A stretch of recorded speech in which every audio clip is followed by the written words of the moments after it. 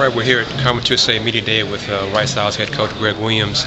Just what are your thoughts on, what are your expectations for the season this year, especially with the team being picked so high?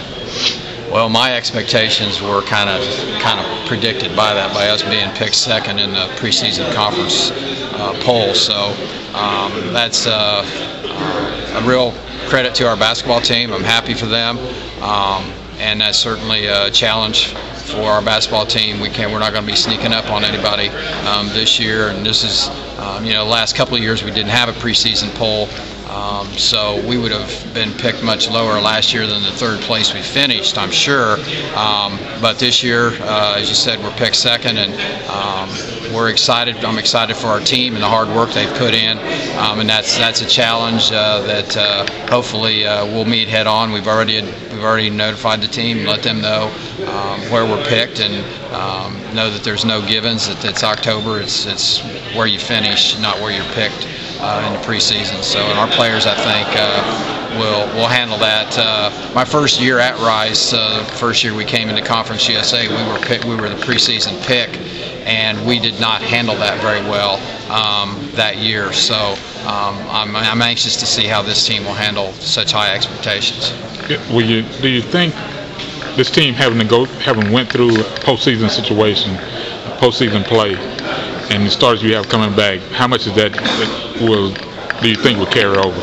Well, I think that helps anytime you go to postseason. That's the goal of every team in the country right now in October, but as we know, most won't make that goal. So especially when you have four starters coming back off of a team that went to postseason, that gives them great motivation in the off season, in the spring and in the summer when it's hot. They're having to work out.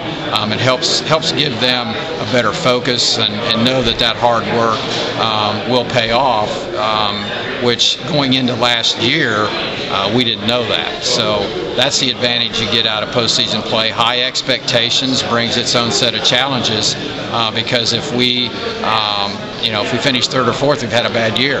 That may not necessarily be true, but that's what the general perception will be. And certainly if we don't go to postseason with four starters back, then we will have had a bad year. So how they handle all that is part of it, but you'd certainly much rather be coming into a season having been to postseason play the year before than not. Talk about DeFron Smart's game and progression from her freshman year to now being a senior. Yeah, DeFrance has had a great progression, and that's a good word to use for her. As a freshman, she was thrust into the starting lineup. We just graduated Katie River, who had started for 3 years, and DeFrance had to get thrown to the wolves, if you will, as a freshman. She had 119 assists, 119 turnovers. Last year, her junior year, she led the conference in assist-to-turnover ratio. And to give you an idea of the numbers, she had 189 assists and only 100 turnovers. That's the progression you're talking about. Those are tremendous numbers in women's basketball, and I look for her to have a tremendous senior year. She has a great understanding of the game, and she's within 38 assists of becoming the all-time career assist leader at Rice. And if she stays healthy, that should not be a problem for her to get that pretty early in our season. And I'm hopeful that she will build upon her junior year and continue to take care of the basketball, make good decisions, because every coach is looking for that from their point guard. What are your thoughts overall on the conference? I think it's wide open, and last year Houston had a phenomenal year and ran the table, but Tulane was. If we'd had a preseason poll last year, I don't know if Houston would have been picked to win it. Certainly some people would have, but Tulane was sitting there. SMU had a veteran team coming back. I think the league graduated a lot of great players, a lot of great scorers. Of our preseason team, top 8 players, I think Portia Landry and Brittany Carter are the only 2 seniors that had postseason honors last year. So I think we're going to be a young conference. I think it's truly wide open. Memphis is picked to win it. They should be picked to win it on paper. On paper, we probably are legit picked for second, but there's several other teams that have the talent to win our league. And in any season, it's the team that can stay injury-free and win some games on the road and have good team chemistry.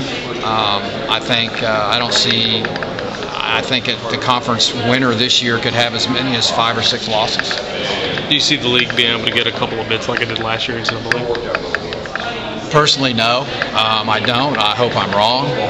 And I don't think we would have gotten dual bids last year had Houston not got upset in the conference tournament. They did a great job of positioning themselves to deserve a bid by not having to win the tournament, and they didn't even get to the championship game, which proves the phenomenal year that Todd and his group had.